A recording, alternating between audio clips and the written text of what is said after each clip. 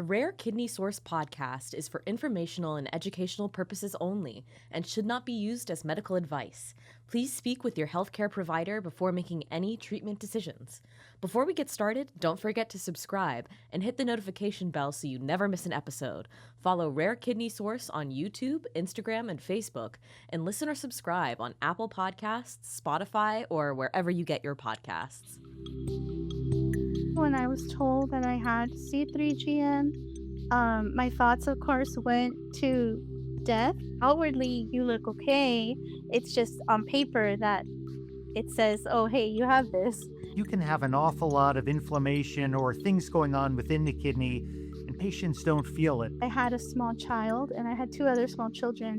And so I decided that I needed to educate myself and really research and find out what this disease was. Welcome back to the Rare Kidney Source. Today, we are breaking down the basics of two rare kidney diseases, C3G and primary IC-MPGN, and the importance of receiving an early diagnosis. And if you're newly diagnosed, supporting someone who is, or just trying to understand what all of these terms actually mean, you're in the right place. Because one of the most surprising things about these diseases is that they can be active long before you ever feel something is wrong. Most of us trust our bodies to alert us when something needs attention. Pain, fatigue, a symptom that tells us, hey, something's up. But these diseases don't always work that way. Sometimes the first warning sign isn't how you feel. It's what shows up in your labs. And that's where today's story begins, with Lilly and nephrologist Joshua Thurman joining us today. This episode of the Rare Kidney Source podcast is sponsored by Biogen, where courageous science and compassion drive our commitment to the rare kidney community. We believe people living with C3G and primary IC-MPGN deserve connection, understanding, and a community built around their needs. That's why we created Rare Kidney Source, a destination and podcast featuring real patient voices, leading experts, and trusted conversations to help you navigate your health journey with confidence. We're here to help you stay informed and connected. Visit rarekidneyandyou.com today. My name is Lilly. I am a mom of 3 young boys, and I live in South Texas, and I am 43 years old. My name is Joshua Thurman. I am a professor of nephrology at the University of Colorado. I've been here since 2000, so about 26 years. And I would say through my whole career, my research, my lab focus, and my clinical focus has been the complement system and kidney disease. This is an area that has been studied for a long time, but in the last few years has really been transformed. There are a lot of new insights and therapies in this area. So kind of an exciting time to be interested in what I'm interested in. I have to agree with Dr. Thurman. It really is an exciting time to be interested in the complement system. And Lilly, thank you for sharing a little bit about yourself as well.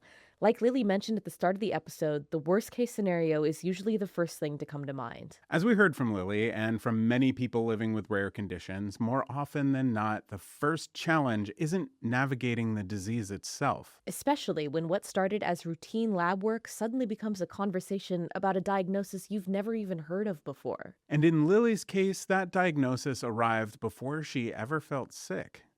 So in my story, I feel very fortunate. I went to my gynecologist actually was the one when I went for my follow-up appointment after I had my baby. He mentioned, "Hey, your proteins in your labs are kind of off. You might want to see a nephrologist." So I asked him, "Hey, can you refer me to a nephrologist?" So he did, and when I went to the nephrologist, he he felt also that, the labs were a little bit off. So right away he said, "Let me send you for a biopsy." And so I had my baby in July. I got my referral November, and then I got my biopsy done in December. And I don't know if this is uncommon, but when the radiologist came out, I remember him sitting on my bed and he handed me a paper and he told me, "Well, your biopsy shows you have C3GN." Again, Lilly wasn't even feeling sick when she received her diagnosis. She's not describing some major medical emergency. She was going about her everyday life, taking care of herself and her family. What started as routine testing, just a regular follow-up appointment that had nothing to do with C3G, ended with a life-changing diagnosis. And unfortunately, that isn't how it always happens. For many people living with a rare disease like C3G or primary IC-MPGN, getting to a diagnosis can take years. So we asked Dr. Thurman about that reality and why getting answers isn't always as straightforward as it happened to be for Lilly. Let me first comment on Lily's story because I completely agree with her. Her diagnosis sounds like it was so efficiently done and quickly done compared to many patients. And so I certainly am glad that the people who took care of you were so quick to notice the abnormalities and to really track them down because as you know, you can't make the diagnosis ultimately without a biopsy. And it kind of takes people to accrue a bunch of things that are worrying them to reach that point where they want to go ahead with the biopsy. But as your case shows, if people are paying attention, that can streamline the process and get you there sooner. Once you have the diagnosis, the next question is almost unavoidable. What is actually happening inside of my body? I'm a complement person, so I always think of complement first and foremost. But these are diseases that I often say are really pure complement driven diseases. So the complement system is part of the immune system. It's this group of proteins that the body makes and it circulates in the body. And I would say these diseases, quite simply, are when that system loses control and starts activating and attacking the kidneys, which is why I say it's kind of a pure complement mediated disease in the sense that this immune system that should be bad for bacteria, bad for infections, but fine for yourself, suddenly gets turned on and hurts the kidneys and the glomerulus in particular. Which raises an important question. How is it that something so serious can be happening if you don't actually feel it? The kidney is interesting in the sense that it has nerves on the outside of it. And so, of course, it's good if you don't feel pain from it. But what that means is that things can go on for a while before the patient becomes aware of it because the immune system is activated, the complement system is activated. And at the beginning, a patient would just have no way of feeling that or knowing it. When this starts to hurt the kidney, there is inflammation in the kidney, and the kidney, which is kind of like a filter for the blood, can start leaking things into the urine like blood. And sometimes that may become apparent.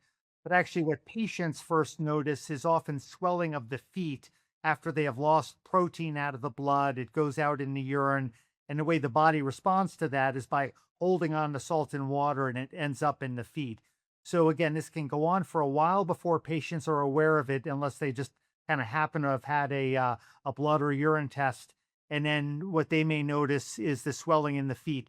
They really don't notice anything in the kidney area of the back because, as I said, the kidney just doesn't really send the signal that the inflammation is going on. That is a pretty remarkable reality because when we think about an illness, we often expect to feel something. Pain, fatigue, some sort of a clear sign that something is just not right. But as Dr. Thurman explained, that isn't always how kidney disease works.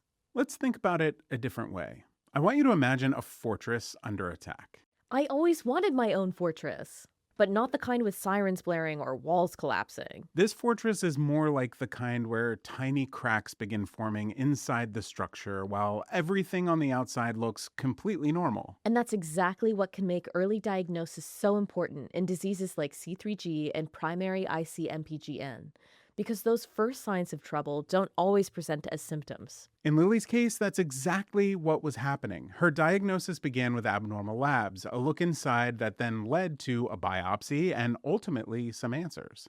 And even after a diagnosis, those in-depth check-ins remain important because the condition of the fortress isn't measured by how it looks from the outside. It's measured by what's happening within the walls. So before we go any further, let's take a closer look at the kidneys themselves and the role they play in keeping those walls strong. You can think of the kidneys as a filter, or really a million little filters, and the blood passes through these filters, and kind of the two things that you hope happens is that the waste products that the body generates go out in the urine, but the filter doesn't leak out things like blood and protein. So if you think of the kidneys as a filter, you want it to keep cleaning the blood, but not leak things out of the body that it should hold into the body. And when you get diseases of the kidney, both of those things can be disrupted. So sometimes the blood starts to accumulate things that the kidney should be clearing. And then the converse of that is sometimes the blood starts losing things that the kidney should be holding on to. Every fortress depends on its gates, not because they're meant to keep everything out, but because they're designed to let the right things pass through while keeping the wrong things from getting where they don't belong. And in the kidneys, those gates are a lot like the filters Dr. Thurman just described. Every day, those filters are making thousands of decisions about what leaves the body and what stays protected. And in Lilly's case, changes in those filtration symptoms showed up in routine testing, pointing doctors towards an initial diagnosis. Let's do a little test, Kay. Waste trying to leave the fortress. Open the gate. Blood trying to leave. Definitely not. Close the gate. Protein? Also staying inside our fortress.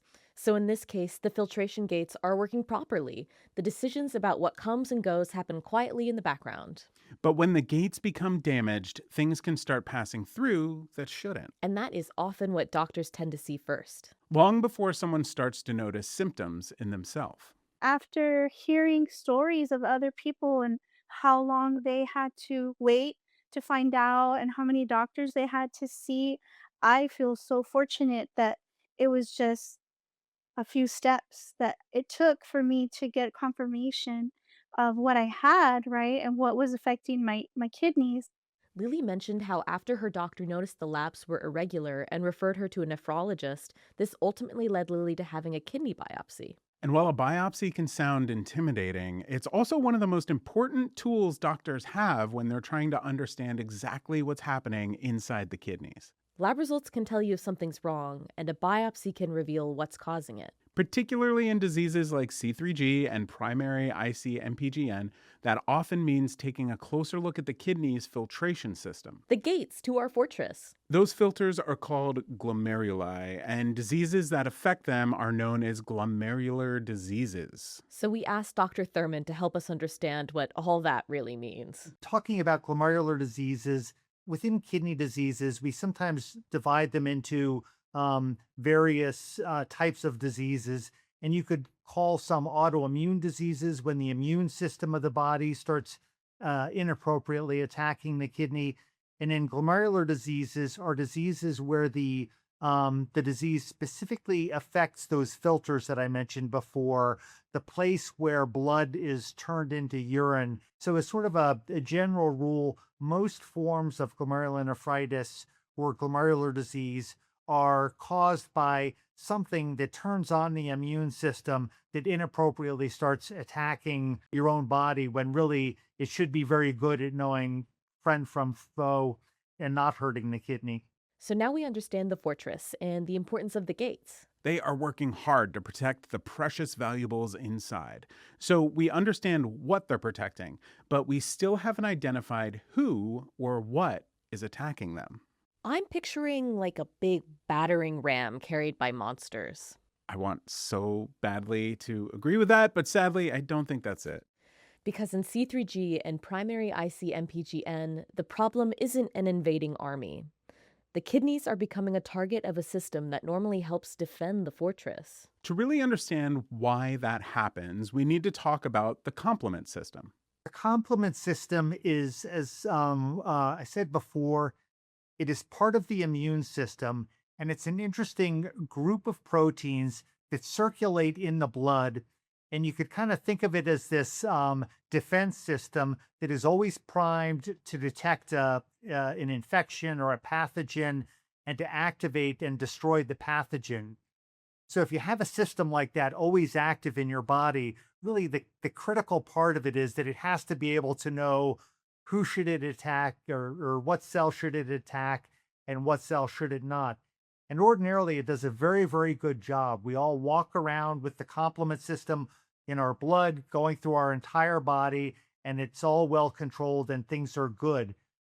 However, with this system, if there is any imbalance for detecting what is friend and what is foe, it can be activated on your body's cells and lead to injury and even destruction of those cells in the same way that it should be doing that to bacteria. Now, an interesting thing for me scientifically is that when there's a problem with the complement system, the kidneys are commonly the target. If the kidneys are the fortress and the thousands of tiny filters are the gates, that makes the complement system part of the security force. The guards are assigned to identify threats and keep the fortress safe. Oh, like archers. They were always my favorite.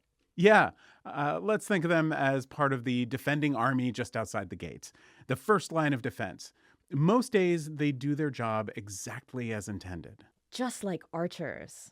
Yeah, they know the difference between friends and foes, and they take out the bad guys as they come. See, they have so much in common with good archers. But in C3G and primary IC-MPGN, that process of regulation can become distorted. And when those archers lose track of who they're supposed to be protecting, even the best archers can miss the target sometimes. Not just miss the target, they get so confused that they start firing at the gate. Which is definitely not how fortress security is supposed to work. Bad archers. You know so much about medieval times, Kay. So now the fortress is suffering damage from a system that was designed to protect it. Sometimes the kidneys are the only target, even though complement is present everywhere in the body. And to answer why the kidneys are the specific target is really quite hard. And that's something that I've thought about a great deal and many people are researching. And I would say that there are probably unique characteristics of the kidney that just make it a little bit more vulnerable than other tissues in the body. But what happens is this balance of knowing friend versus foe gets tipped, and then the kidneys are suddenly no longer kind of in their protected state, and the system starts doing the same bad things on the kidney that it should be doing for bacteria or other infections. One thing we appreciated about Dr. Thurman's explanation is that the complement system isn't the villain in this story. They're not just the archers for the kidney, they're the defense for the entire body. The complement system is actually doing the job it's supposed to do, given the signs and clues it's being fed to identify the bad guys. So, if something happens in the kidney that makes it present as a foe, of course the complement system is going to try and protect the rest of the body from that foe. The challenge here is that the balance between activation and regulation gets disrupted. And that's exactly how the kidneys can end up caught in the middle. I was able to connect with Dr. Nestor in Iowa, and I went and got the molecular testing done. We talked about the complements, and she explained this to me. And she told me, well, there could be three types, or there could be three reasons. This complement A, B, or unknown, right? Of why you have C3GN. And well, mine was the unknown. So I of course laughed because I thought, well, of course it would be the unknown, right? But like I said, I do feel very fortunate that my nephrologist has been very understanding in working with me when I have a question. He's very open to discussing, and I think he's also mentioned that I'm one of the only patients that he has that he sees that has C3GN. So I think he does also take an interest in knowing, right, like how the disease is going to progress, how it like manifests itself in the labs or in the treatment. By this point, you can probably understand why getting answers isn't always straightforward. The diagnosis itself may be rare, but the reasons behind it can be even more complex. When complement is activated, it actually generates a bunch of different signals that trigger inflammation. And some of those act directly on the target. And actually, some of them go into the whole body and kind of engage the rest of the immune system. One of the things that complement does when it's activated is to take proteins from the blood and to attach them to the target surface. And actually, when we talk about a disease like C3G, or C3 glomerulopathy, it may sound like a weird name to people, but actually what that means is that when we do the biopsy, we are seeing the complement protein that has been attached to the kidney surface.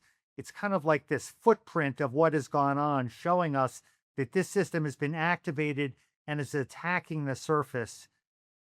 We look at the C3, but what that's telling us is that these other things have been generated at the same time, some of which kind of form holes in the target surface, and some of which spread out through the body and bring in other immune cells and try to focus this broad immune attack on whatever the target is. One thing I find absolutely fascinating is how much information a biopsy can actually reveal. It's like getting a report from a contractor after they investigate the damage. We knew from the lab results that there likely was interior damage, but we needed a deeper look to find out what's happening inside the actual structure of our fortress walls. So the contractor, or the doctor in this case, looks into the clues left behind by doing a biopsy to better understand what may be driving the disease. Biopsies can also help doctors determine whether there's active disease, whether or not the disease is treatable, and if there's damage that's already become permanent.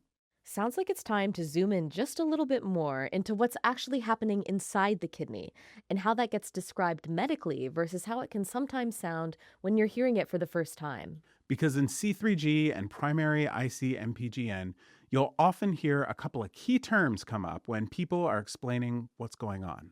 Like scarring and inflammation. He told me, right, that we had the filters and that this disease hardens those filters, which leads to like a sclerosis, right? Basically, like your kidneys getting hard. And so that makes the function go down. And so, he talked to me about like proteins, the creatinine, basically explained it like that. Yeah, that the kidneys get hard and so they filter less. Your description, Lily, is very similar to what I often tell my patients, which is that in these autoimmune diseases or in these inflammatory diseases, we can kind of think of two things going on, very similar to what you just said. One is when the immune system gets activated, and that's kind of causing the problem. And then if that goes on too long, you get the scarring in the kidney. Think about a fortress wall during a battle. Fresh damage can be assessed, but the attack is still happening, which makes fixing anything a challenge. Stop the attack, and repairs may still be possible. But if enough time passes before the repairs begin, some of that damage becomes part of the wall itself. It becomes permanent. That's the difference between inflammation and scarring. The important point is that we can treat the first part, we can treat the inflammation. We have drugs that block it. But if things go on too long and you get the scarring, then there's really nothing that we can do anymore for it. And this is, of course, true for all disease, but the earlier we treat, the better. And really, when we do a kidney biopsy, one of the simple questions we have is there inflammation that we can treat? And if so, we should act right away. And then otherwise, is there scarring that we can't treat? And what is the balance of those? The distinction between scarring and inflammation matters because it can help guide what comes next in care. Not as a simple either or situation, but as part of understanding where a person is in the disease process. Right. And this all connects to something we keep coming back to in C3G and primary IC-MPGN. The earlier we can identify what's happening in the kidney, the more opportunity there is to intervene. Early diagnosis truly matters. But as we've heard, it's not so easy to get that diagnosis and sometimes not easy to know when you're in need of extra care and treatment. So we asked Lilly how she specifically approached staying informed and keeping her fortress safe. It's just the research. When I see my nephrologist, he'll share with me and say, information that he's received, from maybe people or conferences that he's gone to, people that come to visit him. He'll share that information with me. Of course, connecting with groups on Facebook also has been very helpful. I was surprised when I learned about this diagnosis that it commonly appears um, in young people. And so I was surprised, to have gotten it as a middle-aged person, woman, and so that was very interesting to me. And like I said, I felt fortunate that up to, it was my third child. And so I was done already. And so I feel fortunate for that. But, just I continue to research. I feel very fortunate to be part of this, to be able to have others to connect with. I know in June there's going to be a conference, a Neph Care conference, and so I'm hopefully planning to attend that to be able to meet other people that maybe possibly have what I have and just share stories because I do feel that like the saying says, strength in numbers, and not, realizing that you're not alone in what you're going through, because it is difficult to try to share with people that don't have your diagnosis, because it kind of, I feel like, goes over their head. They don't really understand what you're talking about. Life with rare disease can be isolating, so connecting with others who understand what you're going through is really important. And great advice. In Lily's case, that's exactly what happened. What started as routine lab work became a series of questions that eventually gave her an answer. That process is what helped identify what was happening before she ever experienced many of the symptoms people often associate with kidney disease. And that is why timing matters so much here. Because in C3G and primary IC-MPGN, symptoms alone don't always tell the full story. Sometimes the earliest clues come from lab work, conversations with your healthcare team, and taking a closer look at what's happening inside your fortress, inside your kidney. The big concern, and Lily mentioned this before as one of the first thoughts that came to her mind, but the big concern with any of these diseases is that if they proceed far enough, then you can end up with kidney failure. And once the kidney function is low enough, really our treatment options are hemodialysis or kidney transplant. And these are things that if one could do anything to avoid, that you should. I think that when there's still inflammation going on, we want to do everything possible to block and to suppress the inflammation so that if there's scarring and irreversible damage, we can prevent that before it progresses too far. So the earlier, the better with those things. And it's always a balance because we don't want to overreact if a patient is feeling well, of course. But if you know that there is an active inflammatory process in the kidney, the earlier that we can stop that, the less irreversible damage occurs. And we're hopefully keeping the patient as far as possible away from kidney failure, from dialysis, or the need for transplantation. The fortress may look quiet from the outside, But Lily and her care team are constantly checking the walls. and that's why doctors spend so much time following trends. Like watching lab work and monitoring changes, looking for signs that hopefully show that damage is not progressing. Or catching signs that a new attack may be underway, like if inflammation may still be active. The goal isn't just understanding what's happening today, it's protecting as much kidney function as possible for the future. I do see my kidney doctor every 6 weeks. He's very proactive. And so every time we meet, he will go through my labs with me, and he'll show me the trends and say your creatinine was this much, but now because you've been taking your medicine a certain way, it's gone down to this. And so he'll show me the trend, right? Or he'll show me the proteins. They show me the trend on the proteins. And so we do have those discussions every time I go. And of course, for me personally, the one that's most important is the GFR. And so when I started, my GFR was 27, and right now it's at 50. And so I'm just, I'm really happy, right, with my treatment, and just with my doctor, and the fact that he does take time to talk to me, and he always makes sure, that I keep my appointments. Even the nurse will call me right away if I go for labs, and she'll say, "Hey, this was your readings. This is what came out." And I do feel fortunate that I have that kind of support from them, from the doctor's office, and that they've always kept track with me. There was a time that I wasn't feeling well with a medication that he gave me, and so I said, "Hey, can we try this instead?" Because I read about it, and so it ended up working really well. And so that's how we're going right now.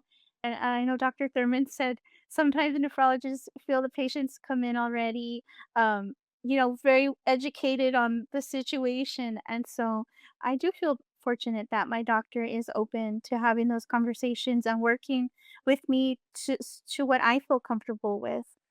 And that kind of partnership and comfort with your care team is truly essential. A lot of what guides care in these diseases comes from staying on top of labs and being aware of what's happening inside the kidneys, even when someone is feeling completely fine on the outside. A core part of every discussion or every clinic visit with diseases like this, where on the one hand, medications do cause side effects, and if you're feeling well, you need to understand that your investing in the future, as it were. But then conversely, a lot of patients like Lilly have kind of read the worst case scenarios. And I think they kind of come in knowing if there is anything that can be done, they want to do it. And so I think that that's obviously a big part of the discussion about weighing the risks and benefits of treatment and knowing that sometimes you're doing it for the future, even though you feel well now. And honestly, what came out of both of these conversations was a reminder that even in a space this complex, And even for people who know it really, really well, there are still those moments where something clicks a little differently than before. some of that came from surprising insights, some from comparing perspectives, but all of it adds something new to the way this story gets understood. I think it's pretty interesting how he was sharing about the compliments and how the immune system just gets overactive, right? A lot of times we just think, oh, the immune system, if it's to help me, and it's surprising to know that, well, sometimes it can hurt you. And so I think it's good to know those things and just be aware, right? Because sometimes maybe we want to take something that's supposed to boost our immune system, but maybe in our case, it's not going to help, it's going to hurt. And so just being aware of those things and the research and still just taking time. We as nephrologists, we talk to the patient and we look to the patient and we order an awful lot of blood tests and urine tests. This disease, unfortunately, right now, the only way to diagnose it is with a kidney biopsy, which is, of course, an invasive procedure where a needle is put into the kidney. And so, on the one hand, when we make the diagnosis, we know with pretty good confidence that this is the diagnosis, but you only get there after you have accumulated enough concern to go ahead with the biopsy. And so that, I think, still remains a big challenge for patients and for providers to know that no one wants to have to do a kidney biopsy, but really right now that is the only way to get this essential information. Today's conversation started with a diagnosis, but along the way, we learned that C3G and primary IC-MPGN are really stories about what happens when a system designed to protect us loses its balance. We learned that the kidneys can be under attack long before someone feels sick, that a routine lab test can reveal something important, And that sometimes the clues doctors need are hidden deep within the kidney itself. What stood out to me most is that even after years of studying these diseases, there's still more to learn. Absolutely. Lilly shared what it's like to live with rare kidney diseases, and Dr. Thurman helped us understand the science behind them. Different perspectives, same disease. And when those perspectives come together, everyone walks away knowing a little more than they did before. Including us. The Fortress may have made a few appearances today, More than a few. but whether you're thinking about filters, gates, archers, or lab results, the takeaway is the same. Pay attention to the information available to you. Ask questions. Stay connected to your care team, because understanding what's happening inside the fortress can help protect it for the future. And can lead to an early diagnosis and intervention, which is essentially the goal here. Thank you to Dr. Thurman and Lilly for sharing their stories and expertise. And thank you for listening to The Rare Kidney Source. To learn more, resources and tools for patients are available at rarekidneyandyou.com.